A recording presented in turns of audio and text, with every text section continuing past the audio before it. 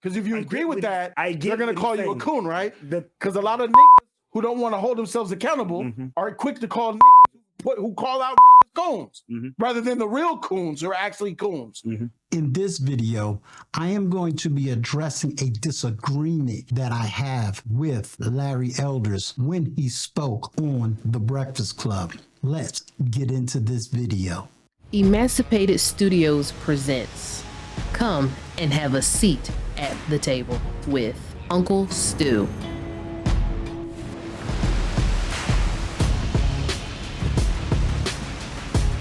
Now, I'm going to be reacting off of Jody's Corner video. He and his fellow co-host was reacting to The Breakfast Club. Now, there were some key moments in his video where he disagreed, and so did I disagree. However, there were some things that Larry Elder said which was inaccurate historically. And there was a key word that he used that even Mr. Jody responded to, but I'm going to not only respond to it, but give the real historical backdrop as to the question. Where were the men in the time that war on poverty began? Because if you look at the years and the dates, they will start to correlate and begin to explain from the historical perspective and what was going on within many urban cities, many suburban cities that African Americans lived. So let's get into Jody's Corners video. The number one social problem in America by far is the epidemic, not of COVID, but of fatherlessness. 70% of Black were without a father in the home, married to the mother, up from 25% back in 1965. Now 25% of white kids enter the world today without a father in the home, married to them. And the stats are clear. Even Barack Obama once cited them. If you're raised without a dad, you're 5 times more likely to be poor and commit crime. 9 times more likely to drop out of school, and 20 times more likely to end up in jail. What's happening? All right. So wait, mid-60s, he mentioned 5 times, 9 times, 20 times. I don't know if those facts are real or not, but I could tell you right now that I believe what he said. What he's saying has truth, because a father needs to be in the motherfucking home, bro. Like, and the absence of fathers is a problem in the Black community, bro. Now, I stopped it right here because I wanted to make sure that you had a proper understanding of the conversation as it was going forth. But I want to make it real clear. I 100% agree. A man must be in the home, or at least as minimum. Can I at least get a minimum of him being an active father without any resistance, without anything? Because a father must be in the home, must be in a child's life in order for that child to have structure. But I also want to include in this conversation the word community. You cannot have a chaotic community. There's no such thing as one group being disordered, the other one having disorder, and then bringing 2 disordered people or 2 disordered groups into a community. That's called dysfunction. Second, again, without family, you have no community. We have to stop trying to change the vocabulary and the language. The number one source and the number one issue is family. Now, not only to prove that, but Mr. Jody, myself, and Elder all address the number one issue: fathers not being in the home. The source of the problem is the father is not in the home. You could have a poor home economically and still raise moral children. Black people have been doing that for over 100 years. You can sit here and put money in Black people's pockets, but if the family unit doesn't stay together, that child is going to be forever affected. And as someone who understands, when you look at the divorce rates and you really look at who gets divorced, and I know people's going to try to throw all kinds of crazy statistics, but when you take the deep dive, some of the number one divorces is coming out of homes where there's money. Doctors, military, lawyers, people in high executive positions. They're some of the first people to get divorced, and they have money. Money doesn't keep a woman, and money doesn't keep a man, but the intentional act of each individual that's going to intentionally stay together as a family unit. And if they can't stay together as a family unit for whatever the reason, then they must both be intentional in raising healthy children. Period.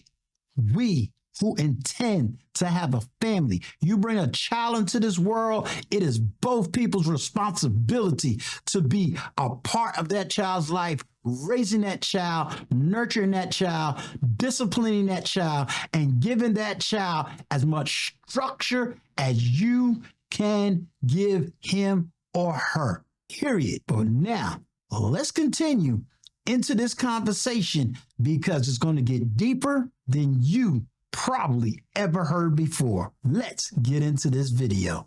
We're good now. Continue. So with, I think, the best of intentions, a Democrat named Lyndon Johnson launched what he called the War on Poverty. And since then, we have incentivized women to marry the government and incentivized men to abandon their financial and moral responsibility. You know, when I say this to people. Do you understand that? I agree with the first part, not the second. Okay. Oh, he's gonna go into it. So you incentivize women to join the government. He's talking about Lyndon Johnson passed the social workers program. I know about that. And he's women going on the county and Section 8 and all that. Yeah. And then he said you incentivize the men to abandon their responsibility. He's going to explain. Where's you going to prove that? Where's that? Wait. He's okay. Stop. He's going to keep going. Okay. Here is where I disagree with Larry Elder. And I made sure that I went to other sites where he's had other interviews and he's made the same statements over and over. Number one, the first mistake was incentivizing women. The second mistake, and the most important one that I want to focus on, is the incentivizing of men. This implies when we say women were incentivized, it is somebody coming and saying, hey, we're going to give you all this money, get rid of your husband, get rid of your man, get rid of your baby father. And that's not how that went. But I want to focus on the men and what was happening to the men within the last 40 years. As I stated, in 1964, the war on poverty began. But in that same year, the Vietnam War was now revving up. The Vietnam War can arguably be said that it was started in 1965. It did not end until 1975. I want you to understand those dates because it's going to be very critical to this conversation and exactly what started taking place in these times. So you're talking about the Vietnam War. A lot of people was drafted during that war, and a lot of people volunteered during that time. But here you also had a lot of companies, meaning manufacturing jobs, were starting to close and leave, like in California, etc. So when a lot of these good paying jobs was closing, the military had a door wide open. But let's take a quick look at some of the data and the statistics that comes out of the Vietnam War so that we can really understand what was happening on the ground. And where I'm reading from, I will post it, and I will also have the link in the description so that you can read the big data for yourself. Over 9 million personnel served active duty during the official Vietnam era starting August 5th, 1964 to May 7th, 1975. How many people was lost? According to this site, it says here close to 60,000 were deleted in Vietnam. 75,000 were severely disabled, and 23,000 were 100% disabled. 5,283 lost limbs, and 1,081 sustained multiple amputeeism. But let's hear the power number. Of those who died in the Vietnam War, 61% were younger younger than 21 years old, according to the data. And almost 12,000 of those were younger than 20. And of those that died in the Vietnam War, almost 18,000 were married. I want you to get this in your head. We act like this was a long time ago, but in actuality it was not, and I'm about to show a timeline. So from 1965 to 1975, we had a significant amount of black males going to the Vietnam War. You had white males too, but I want to focus on the black males because look at the significance of what was happening in that time. 18, 19, and 20-year-old black men was going to the Vietnam War. The statistics of them coming back was slim to none. Slim to none. Those that came back, how many men got back with their right mind? I am a veteran. At that time, between 65 and 75, the heroin addiction was on the rise. Between 65 and 75, these men was coming back. There was no such thing as we have today, mental health treatment. These men didn't have mental health treatment. They called these men shell-shocked. 1.7% of these men self-deleted themselves when they came home. 1.7% above non-military people. These people didn't come back to a parade. They didn't come back to everybody welcoming them. If white men was being treated horribly by other white people, what did black men receive? There's a movie.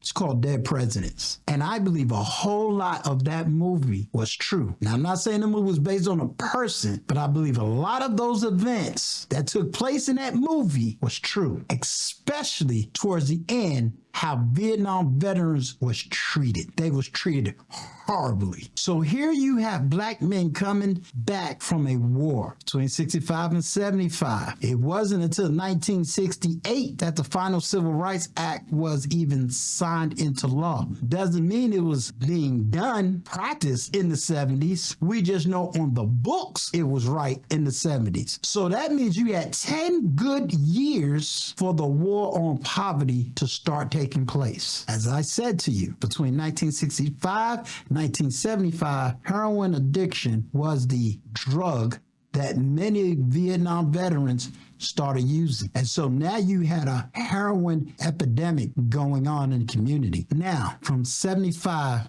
to 85, the drug situation shifted. It went from heroin to cocaine to crack. I want you to think about this. People who was born in 1965, let's add 20 years. We're talking about 85 now. 18 to 20 years old was now coming up in what's known as the crack era. Now you had men and women who was now coming up in the crack era. And this crack era was so devastating. It was so bad that not only was major cities like New York and New Jersey and Connecticut and Chicago and Detroit and Los Angeles, it was so bad you had men, women having babies that was born to crack addiction, coming out shaking. Within that same era, between 75, 85, you had the crack era. Then you had HIV, AIDS, men, women, AIDS was high. It was so high that people was dying in that era. And within the black community, it was getting worse. So now, within a 20-year span, welfare was allowed to come in more and more. Why? Because many men were now either Vietnam veterans or they now was dealing with a crack cocaine epidemic, which led to, and I'm not saying it led to or became an AIDS epidemic. If you want to talk about trauma, it will be hard to find Generation Xers who lived in those cities during that time, especially during their high school years, that even want to talk about those years. That's how traumatic those years were. But let's focus on the men. So now you had the first generation of men who were not in the home, whether it was because of military reasons, heroin addiction, and yes, now you had the uprise of the criminalization and what we call the penal system. So you got Vietnam veterans, you got drug addicts, and you have men going to prison. I want you to hear that. You had the Vietnam era, you had drug addiction, and men going to prison. That's 3 strikes right there. So the black community overall was losing men. And the more that men was losing, the more the war on poverty was able to creep in. So in one side, it's easy to say women was incentivized, but how did they get that incentive? They didn't just automatically say, well, we don't want our men. The incentive came in because situations happened right there in the major cities.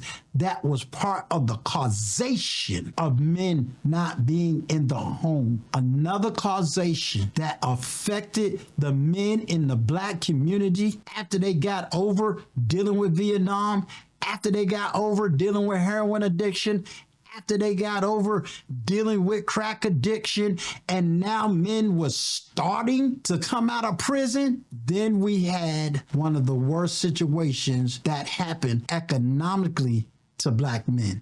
And it began with the criminalization of child support. Let me say that again. A topic we don't speak on is called the criminalization of child support. We have child support so wrong, it is pathetic. Child support has been around since 1910, but the criminalization of child support started in 1992. And I'm going to do a video on the criminalization of child support. It is eye-opening and it needs to be discussed. But when black men began having to pay child support, these men could no longer afford to live. Why? As I will state in another video, 65% of their income was wiped out due to child support. And many of these child support orders was due because women were or started to be on welfare, and it was no longer in the power of the woman. It became in the power of the state, and the state had a strong incentive to receive child support. But the worst part of it was child support no longer became a court-ordered moral decision. It became a criminal decision, and the effects of that criminalization caused the black community to be split. Horrible. Now, I made it sound simplistic because I wanted to bring it to your attention. I don't think that this problem with black families is an easy fix, but we have to begin to go back and look at the criminalizations of major errors and walk this thing back in order to fix, if it even can be fixed, because we're looking at almost 50 years of damage. 50 years of damage. And I'm going to do another video where I'm going to show the criminalization of child support and how criminalization of child support has affected the black family since the early 90s. So my disagreement again with Larry Elders is that black women wasn't incentivized and black men wasn't incentivized to leave. There was things that happened between 1965 and 1995 that caused the worst times in African-American family lives. I'm going to end the video right here. I want to thank Mr. Jody for your awesome take, your awesome understanding of the topic. There was a lot more that he said, and again, I'm going to leave the link of the video in the description below, and look out for part 2 on my disagreement with Larry Elder, as well as the understanding of the criminalization of child support. No one online has talked about it but one person. And I think we need to take that conversation and take it deeper so that we can have a better understanding of what happened in the black community in the last 50 years. If you have a question or a comment, please leave it below. Hit that like button. Subscribe to this channel for more conversations and topics just like this. And if there's a topic you want me to address or issue you would like to get my view or my opinion on, leave it in the comments below, and I will surely do the research and give you what you're looking for. This is Uncle Stu. Thank you for being here at Seat at the Table. Peace.